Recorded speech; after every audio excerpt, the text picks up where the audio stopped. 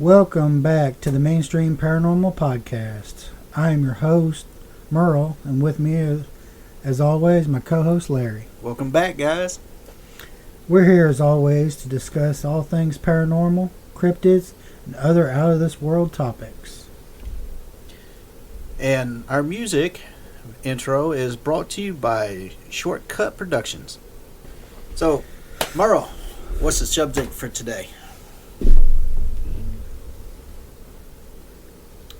Well, let me look at my my notes here. Looks like we are going to be discussing... What are we discussing today, man? We are discussing Skinwalkers. Awesome. Skinwalkers and a few stories to go with them. So, tell us just a little bit about a Skinwalker. All right, and the Skinwalker is actually from the Navajo culture. It's a legend, and it's actually called in Navajo Ye Nagalushii.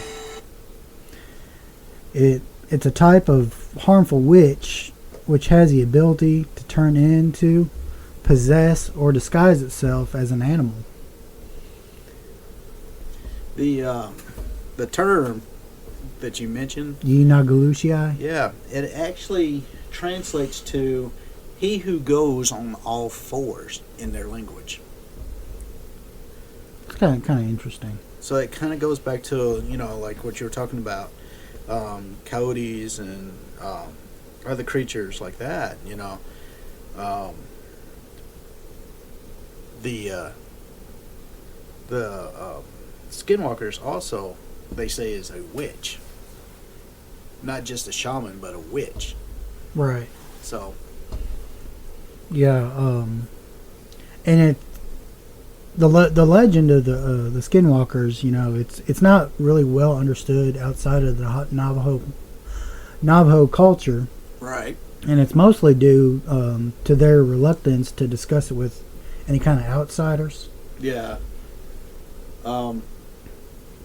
They think that if they discuss it publicly, that they will actually get some kind of retribution toward them if they talk about it.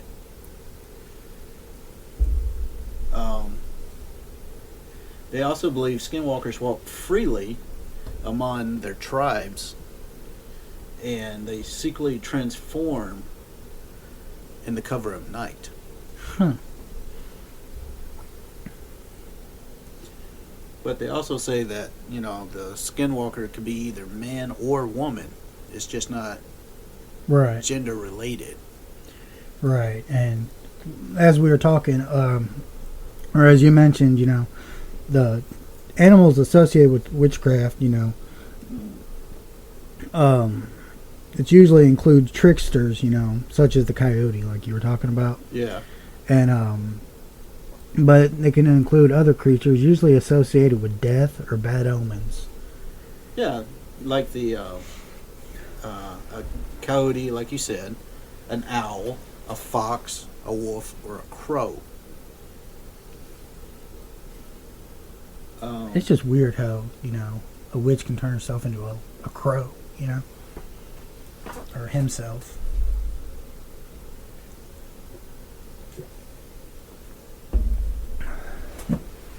But yeah, this podcast, if it seems like we're, a little slower on the go, it's, we just got off the graveyard shift, so. Sitting here enjoying a cup of coffee, talking to you folks. Um, so we're just enjoying our time with you. Um, Yeah, I mean, we can be, at home, with our families, but, you know, we have fun doing this, so. that's right.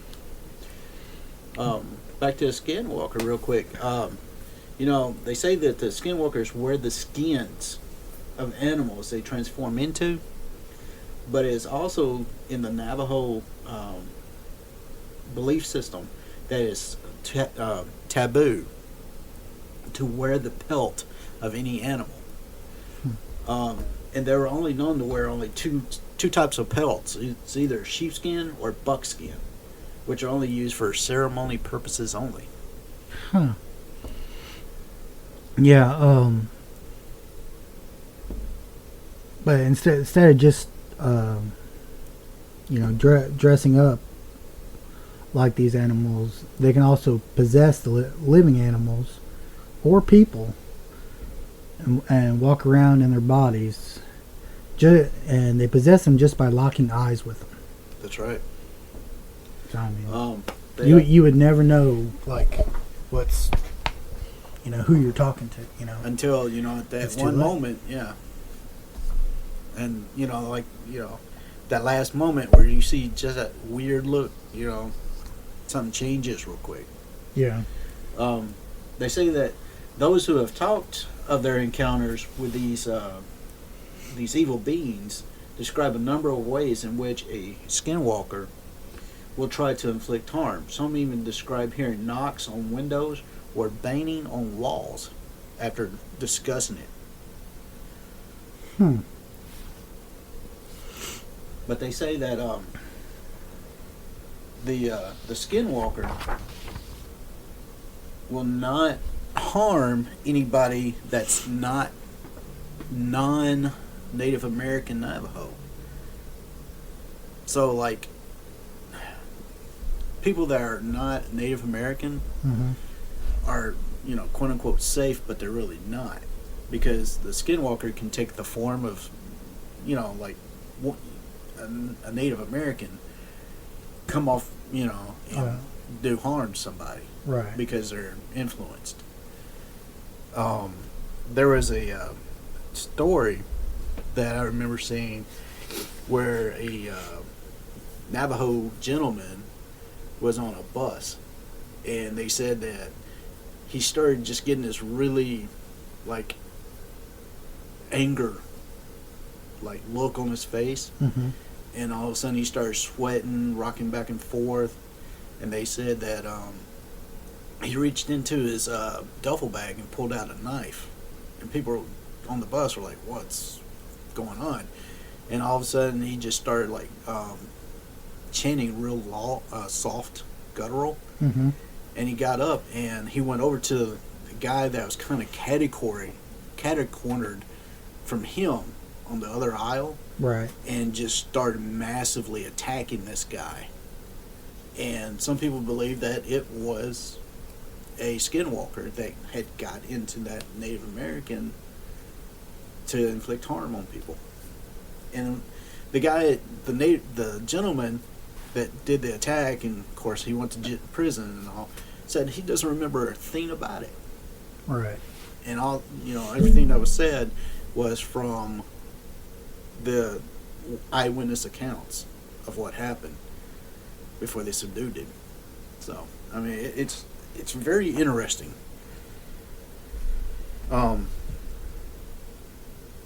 Let's see here. Take a look at some notes here.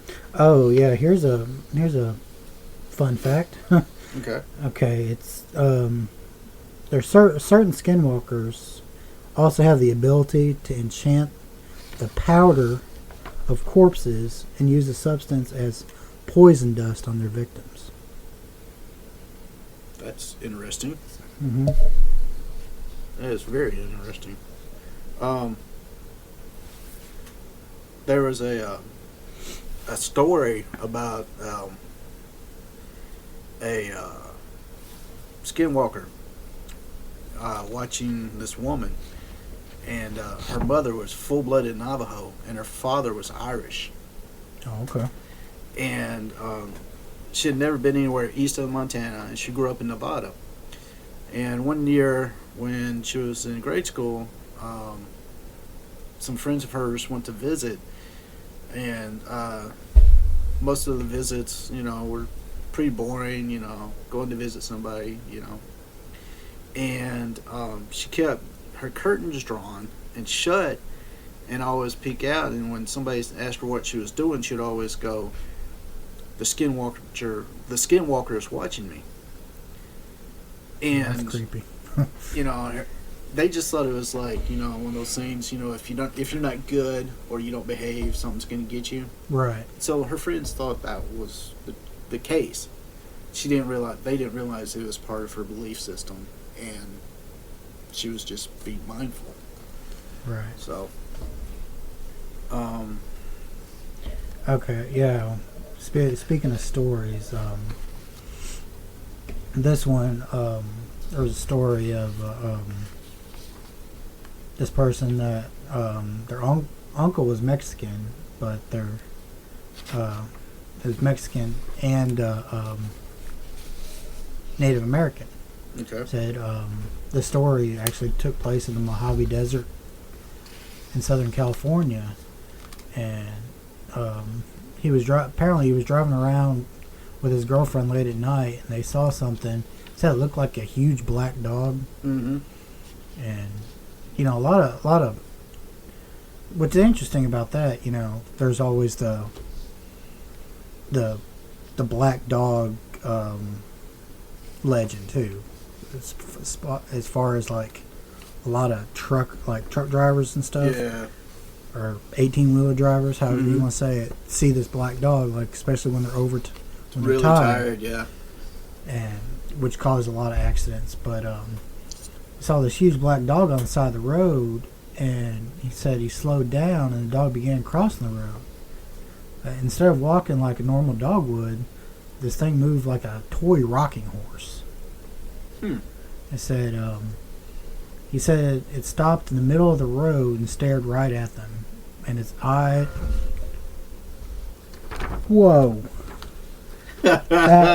Oh. I think my computer is going crazy again here. Wow. That was loud. Sorry about that, folks. Hopefully we can get our producer to edit that out. How many people jumped on that one? But, alright. Said its eyes had a red glow to them. And, said that this, uncle, apparently it just scared the crap out of him, because you're gonna see this black dog crossing the road, but it's gonna walk like a rocking horse. It's kind of a Inchworm kind of motion. yeah, right. That's kind of odd. You were talking about the black dog reference. There's another story of basically the same kind of description. It said this guy was visiting his grandparents in New Mexico, and they're on the Northern Navajo Nation Fair. Well, they were at the Northern Navajo Nation Fair that week, and him and his people, and they were talking, and very reluctant to talk about skinwalkers, because it might attract attention and all that. And it said that he was a skeptic, and his mom used to tell him how back in the 80s, when she lived with her siblings and grandparents on the res, and how much she and her aunt always saw a skinwalker just outside their driveway under a streetlight. She described it as a black dog with dirty fur and a twisted noodle-like front leg and unnatural eyes with a soft burnt orange glow. This guy also goes on saying that these doubts in mind, I went to visit my grandparents. Me and my family had just visiting, going to the carnival, and the house was close enough where we could walk 10 minutes away. We got there about 9, and we stayed up till 2. And it was during that time I just decidedly opened my mouth and blurted out the question, "Hey, are skinwalkers real?" And they said, "You shouldn't be asking that." Well, speaking that out loud, my grandma said, with almost a disturbed yell in her voice. And she and my grandfather both decided to go to bed after being scolded by my parents, and one of my aunts chimed in to be very cautious. They said they're real, all right, and and had a few start screaming outside of my trailer in Farmington just a couple nights ago. And she was talking about her family members having nightmares because of it, and excuse me. And it goes on to say that later on that night, for about a good 5 seconds, he actually saw one underneath the porch light for some reason. Something made him take a look, and there it was. And he said that what was it? He says, "Oh my God, it's almost 3 a.m. What do you want?" I immediately began in a shaking voice, "There's something scary outside." And since then, he has been a believer. Wow. It just goes to show, I mean, some of this you cannot take lightly. Mm-hmm. I mean, you've got to take everything at face value. Otherwise, you don't know what's going to happen. So, I dropped my pen. Oh, that was loud. Oh. Yeah, I've got another story here. It's apparently this happened to somebody about 12 years ago. They said that their family owned a farm in the middle of the Indian reservation. Right. And so one winter they were walking home for Christmas, taking care of the farm. I'm sorry. They were home for Christmas, taking care of the farm while their parents were doing some Christmas shopping. Mm-hmm. And said that they were home by themselves late into the night and heard all the cows kind of freaking out, and said that he knew it was it had to be a wild dog or wild dogs that run rampant in that area. Right. So they threw on some boots, grabbed a shotgun, loaded it, and headed out to the field. Said it was kind of the perfect scenario for a horror movie. It was cloudy, but there was a full moon, so it was kind of breaking through the clouds, you know. And it's just right to light up the snow. So apparently it was snowing quite a bit out there. Said ran to the middle of the field, and just in time he sees two dogs. They're standing up, facing each other and fighting. And he thought, perfect 2 for 1. So he pumped a shell into the chamber, and then it happened. The dogs heard the rack of the shell into the chamber, and they stopped and looked at him, and then ran away on their back legs. What? So yeah. So he said he immediately froze, and then every ghost story about skinwalkers and all the other native legends that he grew up with started flying into his mind. Well, the Navajo reservation has this group of law enforcement. They're called the Navajo Rangers. And the Navajo Rangers actually, if I can find my notes, actually do their mission statement is to safeguard and preserve. The Rangers have also been involved in surprising large amount of paranormal cases. a retired ranger said that these cases account for 1% of their cases that they investigate, but still consider them to be a significant part of their job. Now, not many law enforcement have a division just kind of geared for paranormal. Right. So that's going to tell you the significance of this on the reservation, in their cultural belief. They actually go out and they look and investigate the reports and the sightings of these paranormal accounts for like the Skinwalkers or something else that they believe is bothering them. All right. So, and I think that's great. I wish other people would believe and take a little more serious when take things more serious. Yeah. Because just because you can't see something or put your finger directly on it, right, it doesn't mean that you're crazy or it's not there. Right. So, I just wish there was more about it,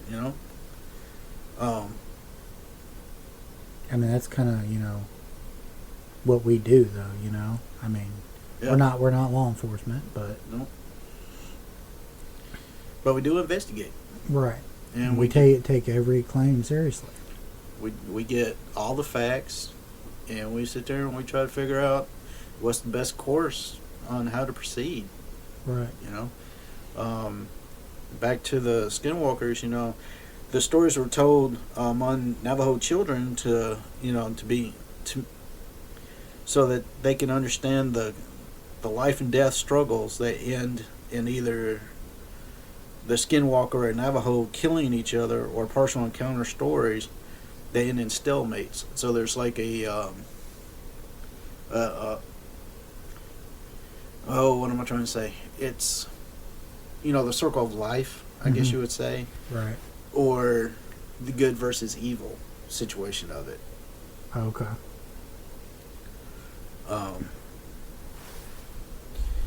Some of the stories may be comprised of Navajo victory stories, and some of them may be, about the vulnerability of taking things not serious.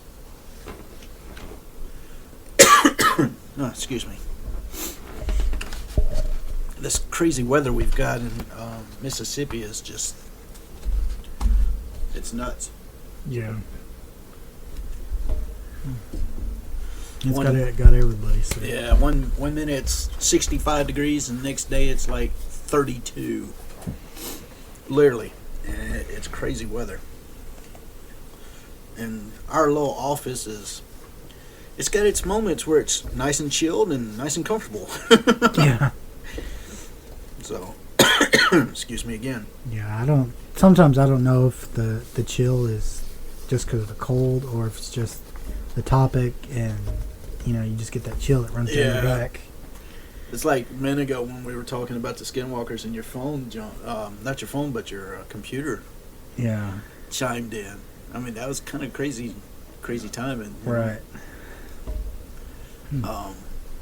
So, yeah,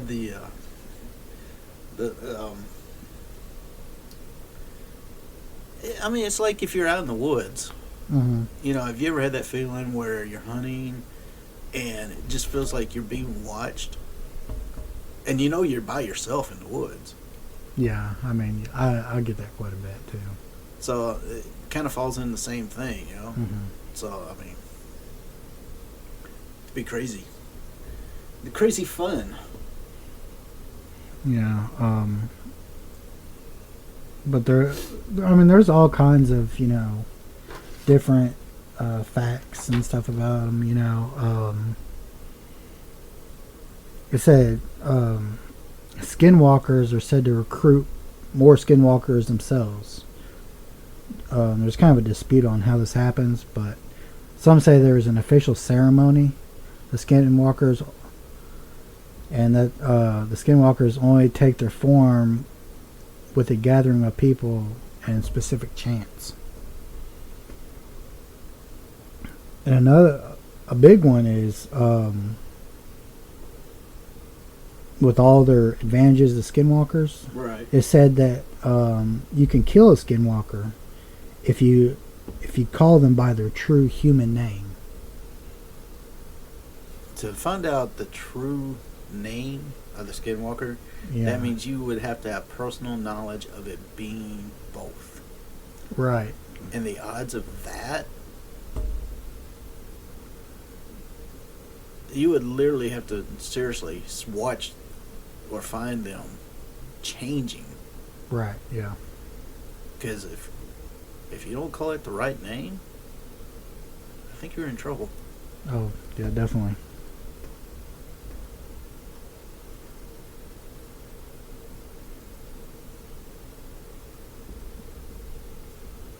And for some reason, my computer's acting up now. Let's see here. But it also says that Skinwalkers are said to be able to run incredibly long distances, and some say like 200 miles in one evening. Man, if I could run 200 miles, you know. That would be awesome. I mean, that would be totally fun. Yeah. And they have a tendency to hang around graveyards and can dig up graves at impossibly fast speeds, which I guess is where they get their powder from the corpses to use as poison dust or whatever we said before. I was going to say, they hang around cemeteries.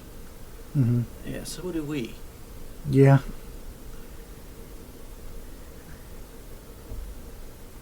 I mean, yes, we hang around cemeteries. Yes, we do. But not in any weird fashion. We do investigations. Yeah. Well, if my computer would quit acting stupid, what just happened there? Pop-ups. There we go. Let's see what we got. This site says,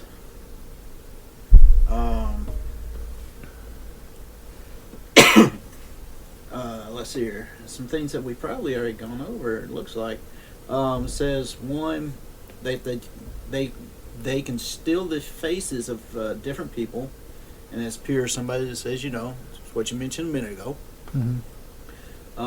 It says if you accidentally lock eyes with a skinwalker, they can absorb themselves into your body and take control of your actions. So that's how they possess people. Right. Locking eyes with them. Rare skinwalkers can also have the ability to enchant the powder of corpses. That's what you were talking about. Yeah. The legend of the skinwalkers originates from the Navajo.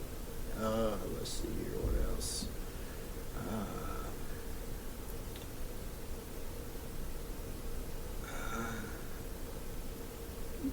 Yeah, there was a they've been seen all over the United States, but mostly near native reservations. And I don't know if I'm gonna pronounce this right, but some people believe that is it the rake or the reiki? Reiki. Which is commonly encountered in the Northeast, is similar to the skinwalker. Really? Mm-hmm. And also, it kind of goes back That's to, cool. Isn't it like in the Northwest, the Wendigo? Yeah, the Wendigo. Yeah. Yeah, it's a shapeshifter. Mm-hmm. The Wendigo is more of a northern, Right, more of like the Blackfoot type area. belief. Yeah. Yeah. Let's see here. It says here, skinwalkers have only entered the public discourse relatively recent compared to other phenomenon. In 1996, a team of scientists ventured into a Utah ranch to investigate a series of bizarre phenomenon. Let's see what else it says. That's all it says. It doesn't say if they found out anything or not.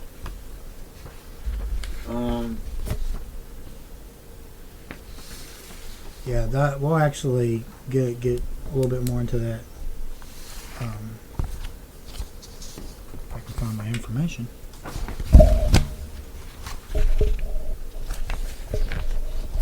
Yeah, you're talking about that Utah ranch. It was it's known as Sherman Ranch. Okay. It's a 512 acre ranch southeast of Ballard, Utah. Is it also known as Skinwalker Ranch? It is. That's what I was thinking.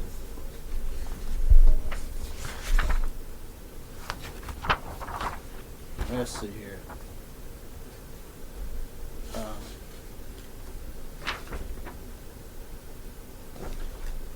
There's a lot of these stories that you can actually read about the Skinwalkers online.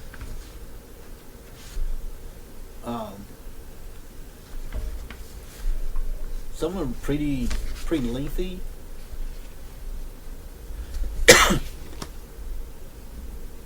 But folks, I don't see where where people would. Some people would, but I don't see a lot of the people that post these would post them as hoax or anything, because if somebody knows this person, right, they're gonna get real cute, because they're like, But I don't see people that actually have a true story about something that's gonna be, keeping this from other people. They want the knowledge out there. They want people to know, yes, this is real. This is what's going on. It's just not a bedtime story.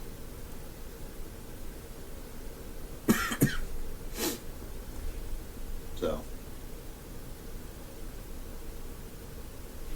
yeah, that's a lengthy stories. Bunch of. Yeah, I mean, there's tons and tons of stories.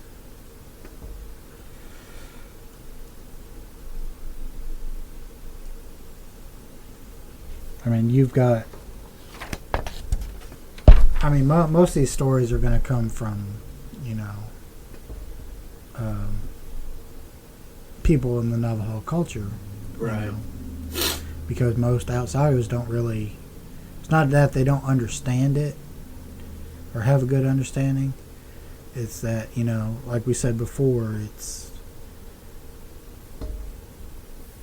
they're not really going to possess or take over somebody who's not, Native American. Right.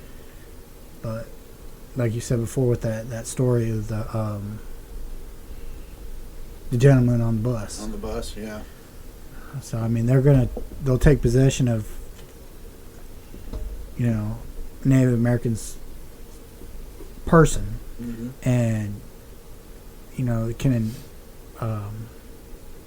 act out all these different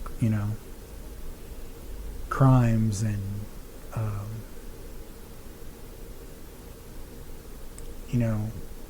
attack people, and that's how they get to the outsiders, right, is through the Native American. Exactly. Not themselves. And now we're not saying like if you're not part of the Navajo culture, but you live, say, right outside the reservation. Right. If you're inside or around that reservation, you may encounter a skinwalker, in its animal form. Right. And you may not even know that's what it is unless you've provoked it in some way. Right. Other than that, you really don't have anything to worry with, which is a good thing. And I mean, there's a lot to learn I personally believe from the Native Americans, you know. Right. I mean, they just have a culture that's and understanding, of life that Yeah. not everybody, Life and nature and everything else that we can't even possibly fathom. I mean, their whole belief system and their, I guess you would say, their existence has always been the earth right, to keep things in balance. right, And that's the way things should be. And once things get out of balance, that's where you get the Skinwalkers, the Wendigo, the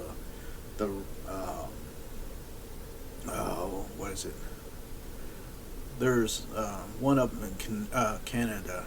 It's called the Bear Walk, huh, and it's kind of like the Wendigo, right. you know. But it just Oh, that coffee's getting cold. But it's just, it's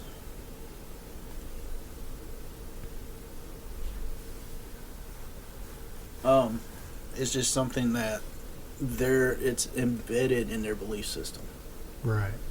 and there's a lot of truth behind it Mm-hmm. because there's so much history. Either it's written down lately, because everything in Native American culture has always been oral. Right. Everything's passed down From one person to another. and through to another. stories. And, So it's either going to be oral or it's going to be here lately, written down. right. And it's just something that we as non-Native American people should take a look at. They were here before us. Right. Definitely. They have a lot to teach people, and we just need to open our eyes and listen. Mm-hmm. And I think if we actually sat down and listened and read some of their stories and read some of their beliefs and everything, you would see there was a lot of connection to Right. the way we believe and everything. That's just me. I'm weird, I think these things.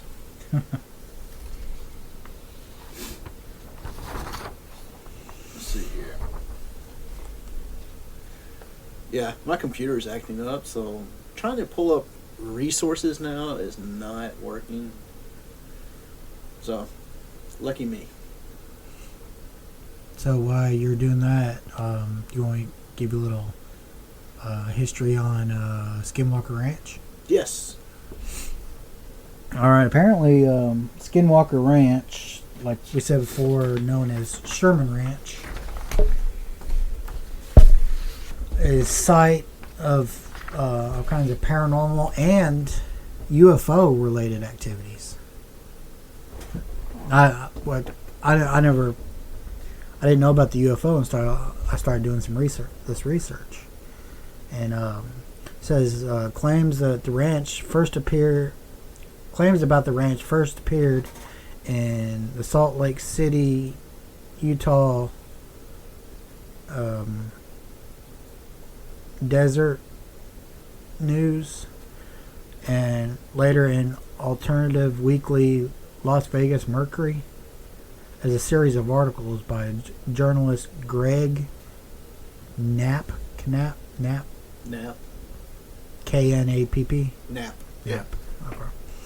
These early stories detailed the claims of a family that had recently purchased and occupied the property, only to experience an array of inexplicable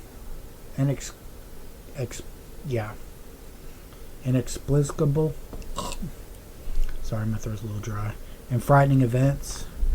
The ranch is actually bordering the Ute Indian Reservation, Mm-hmm. and was popularly dubbed the UFO Ranch due to its 50-year history of odd events said to have taken place there. um, there was this Knapp and Keeler cite 1974 book, The Utah UFO Display, a scientist report by Frank Salisbury Yeah. and Joseph Jr. Hicks, which details an early investigation into alleged UFO sightings in that area. And apparently they saw and investigated evidence of close to 100 incidents that included vanishing and mutilated cattle, sightings of unidentified flying objects or orbs, large animals with piercing red eyes that they say were unscathed when struck by bullets, and invisible objects emitting destructive magnetic fields.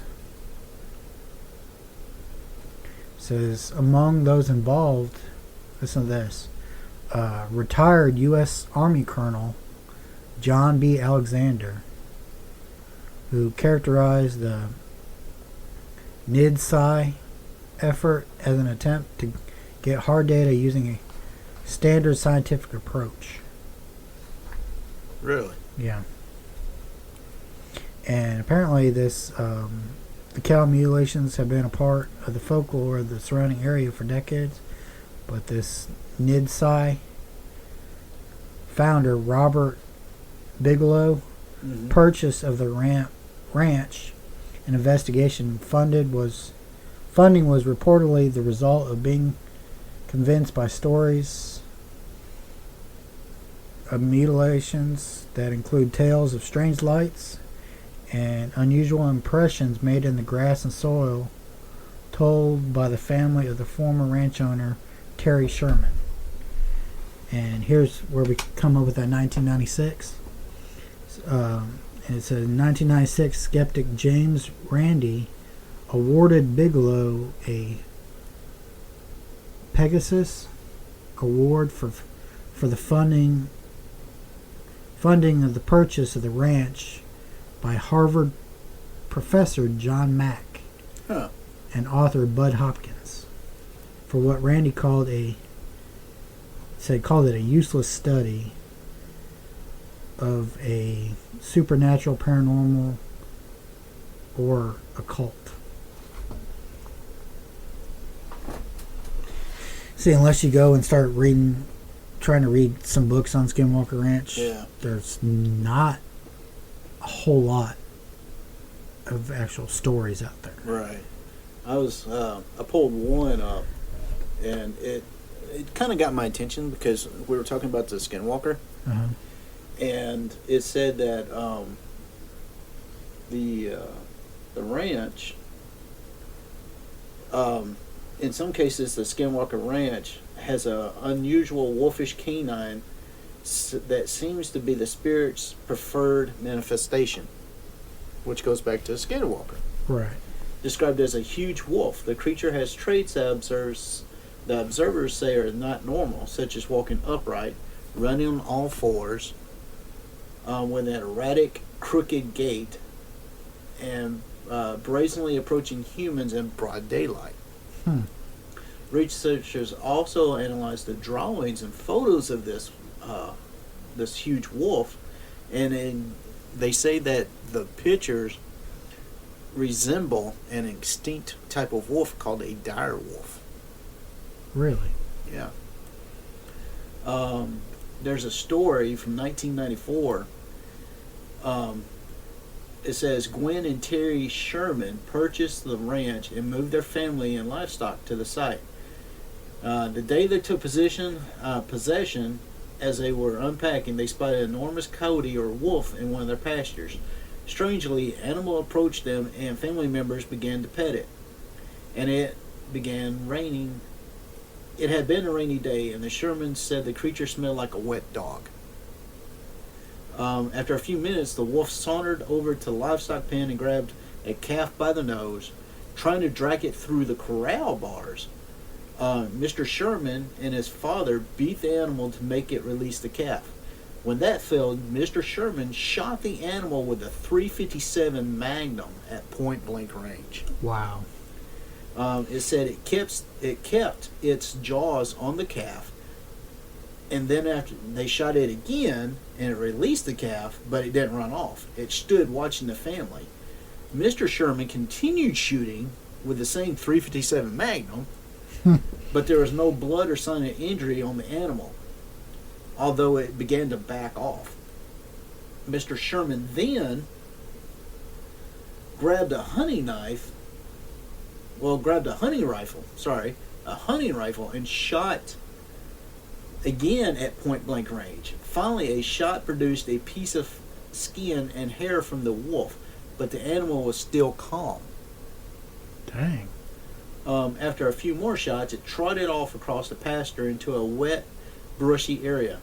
Mr. Sherman tracked it for more than a mile, but the trail vanished. Those who were there that day recall that the remaining hair and flesh had a foul smell, like of rotting meat. A few weeks later, Miss Sherman encountered a wolf so large its back was parallel to the top of her window as it stood beside her car. Wow. That's a big wolf. Yeah. And the dire wolf, they're actually... I've read a story where scientists are actually... They found the remains of a dire wolf, and there was like possessible DNA still in the... I think it was like the canine teeth or the bone marrow where it had been preserved so well. Mm-hmm. And that they were actually trying to clone it with a regular wolf, Right. and mix the DNA with it to get the dire wolf to come back into population. So I'm wondering if they've actually done this, and this Skinwalker Ranch is actually a testing ground for clones. Right. I mean, it's a possibility. I mean, it's 400 some acres. Yeah. So, why not? You know? If they kill it, if it can be killed, if that's the case, who's going to know? It's out in the middle of a freaking desert. Right. Things you know, from what I remember reading, like several years ago, I seen an article come up and about Skinwalker Ranch, but it's almost like it's closed off from outside, kind of like Area 51. You know, Yeah. It's got a military presence around it. Yeah, they, the Shermans, actually got rid of the ranch. Let's see here. It says the Shermans departed the ranch, moved to the ranch with a herd of rare, expensive cattle. But when so many were mutilated and killed, they realized they would be bankrupt if they didn't move and let their livestock to a safer location. They had lost 20% of the herd to mutilations. According to David Perkins, the writer, the Shermans were conflicted. They didn't want to pass on the ranch strangeness to another person, but they had to sell it. So, let's see here. The ranch had hosted researchers and military intelligence officers interested in the high numbers of UFO sightings. One of them had put the Shermans in touch with Robert Bigelow, the millionaire and founder of Bigelow Aerospace of Nevada. Bigelow had invested part of his fortune in UFO research, and he bought the ranch in 1996. So that's 2 years after they bought it in 1994. They've lost 20% of their herd in 2 years. Yeah, Or less than 2 years. because something was killing it. Right. And now this guy from Robert Bigelow, who is from Bigelow Aerospace, buys it for UFO research. And since like what you said, Bigelow had recently formed the National Institute for Discovery of Science. That's where I was getting the NID side in. Yeah. So, which is also, what was it? Let's see here. It said that he turned the ranch into a paranormal research site. He focused on accumulations and black triangle UFOs. He reported interdimensional portals, Bigfoot sightings, light anomalies, occasional tropic birds in the trees, disembodied voices, and yes, a resident skinwalker. A retired Army Colonel, John Alexander, with a resume lifted from the X-Files, joined Bigelow. And since then, this ranch has been off limits to everybody. Nobody can get anywhere near it. Right. They've got military signs posted all over it, like Area 51. They've got cameras. They've got heat sensors. You name it. Perimeter's covered. You can't get near this place. Right. You might be able to get to the front gate. You're not getting past it unless you actually have an invite onto the ranch. So that's what we need to see. We need to get us an invite. Be like, what's across this fence? So I mean, I would love to find out. Yeah, I would like to go. I mean, they've actually, on this one side about the Skinwalker Ranch that I was just looking at, they actually had a picture of the wolf. Huh. And it was huge. That was a big wolf. And it was the front of its body was taller than the back part. So it's kind of like up in an angle. Right. You know, the back legs were shorter, the front legs taller. And it showed a picture of a weird-looking wolf that someone had taken with a telephoto lens. You know, apparently. Right. So, it's just crazy. I'd like to go. Yeah. So, I don't know who all was ready to go with me, but it would be a fun thing. And the one I just looked up, if you do the search for Skinwalker Ranch, it says, is Skinwalker Ranch home to an unearthly direwolf? What's the link? The link. Yeah. And it just goes from there. And I mean, Army Colonel reveals amazing story on YouTube. Huh.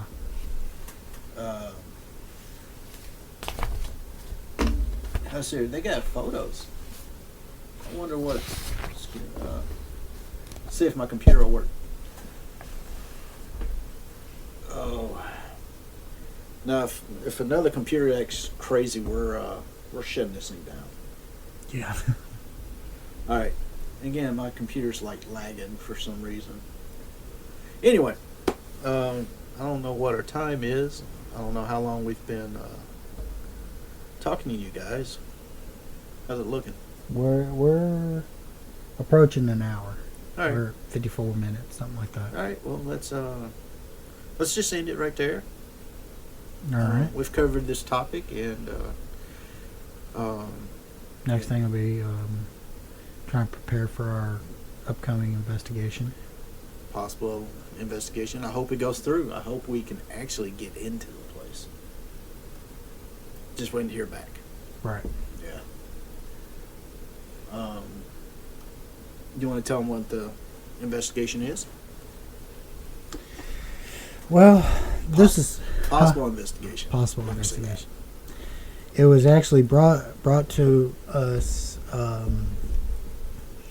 by a family member of mine, who is friends with the owner of this property. which is up near Shiloh National Battlefield, Okay. Civil War battlefield. All right. And apparently it's only several miles from the actual park, which that whole area was battlefield. Yeah. Now keep in mind, folks, Shiloh National Battlefield, Civil War battlefield, they will not let anybody on the property at nighttime. They won't let any paranormal investigators there, period. Which we can understand because they're afraid that people are going to tear up the property and Right. you know cause problems and all that. And out of respect for if there are still bodies there, Mm-hmm. I can understand that. Right. So it's got to be respectful, of Civil War historical places and everything. So we're good with that. Right. And I mean, if any listeners actually would like to visit this battlefield, it's It's a beautiful place, yeah, especially in the springtime.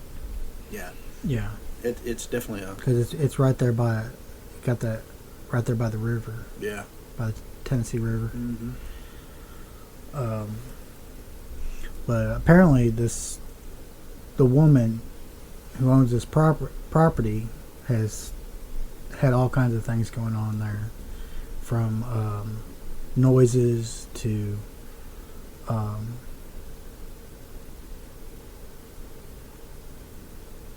how do I want to say it?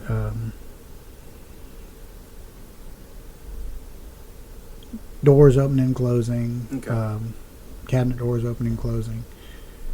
Apparently, she threw some clothes into her washer or dryer, and the clothes come flying back out. That's crazy. That's craziness.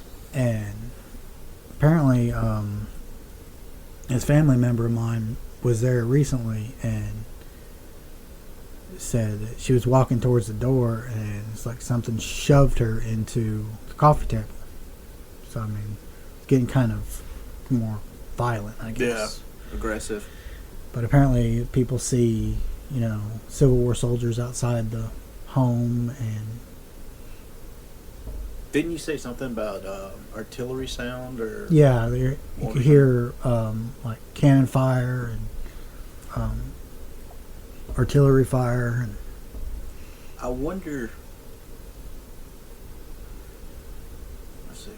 We need to find out if they do like any cannons at certain times, just for the battlefield itself. right, but from what I can remember from the last time I went there, the only time they do is during reenactment. Reenactment only. Okay. Mm-hmm. I've actually been to the reenactment one time. It'd be interesting to go there. I'm Yeah. hoping we can get in and do the investigation. Yeah, we're just waiting.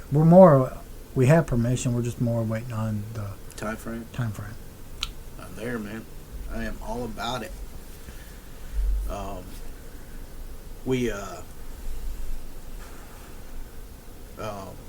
We're still looking for a few more people, if I'm understanding that right, for paranormal research. Yeah, Okay. yeah. I mean, basically, we have just a few members right now. Yeah. We got at least one more possible, Okay. but we're still looking for people who are interested and have an open mind for this kind of stuff. People that are, like you said, open-minded, but we also don't want people that's going to try to lead, Right. kind of unfalsify or falsify information. Right. Hey, I got a scratch, and they scratch themselves. Yeah. It's not what we're doing. We're trying to keep everything credible, Mm-hmm. and Exactly. we don't want false information. You can't get anywhere, and that's a big part of the paranormal research field right now. Is I've heard a lot of people scoffing about it, I guess you would say, because there's a lot of people out there hoaxing Right. a lot of stuff, and then you got people like us that are genuine and trying to keep everything legit and build up our credibility and everything. And you got people, being stupid. Right. Excuse me. And Well, you sneezed and it lit up the whole board. so I mean, we just want more people like way we investigate, Right. and that way if they say they saw something, we can actually stand behind that person and say, all right, let's see what the evidence is, let's see what's going on, and get our information and go from there. Right. Now, keep in mind also, people, a lot of paranormal researching, that's a lot of debunking too. I Right. mean, not everything is paranormal, so. Yeah, I mean, them opening and closing doors, it could be a draft, something like that. Exactly. You don't know until you test stuff and, Exactly. It's like here at my house. If you don't shut the door just right and it latches, the door going from the kitchen into the garage, if you don't latch it just right, the draft will actually cause it to open up. And we were sitting there, this was last year. It's kind of a crazy, funny story. We were sitting there, and all of a sudden the door opened up on its own. And I just looked over, and everybody was looking at me like, what? And I was like, and I saw it kind of moving back and forth, so I knew it was, like I just went brain dead. Help me out. A draft. Yeah.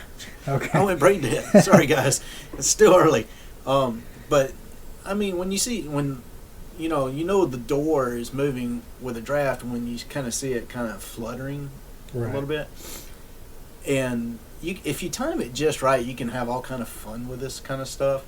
So I was like, look, all right, you're inside, shut the door. And as soon as I said that, the door shut. And then, you can hear if the door latches. Right. And it didn't latch. So I knew the door was fixing to come open again in just a few minutes. So I was like, all right, are you inside or are you out? I don't know. And about that time, the door opened up again. I said, okay, fine. Either you're going in or you're going out. Which one is it? And the door shut again. And everybody was looking at me like, we're leaving. And, I just got up and all I did was shut the door. And once you do that and it latches, you're good.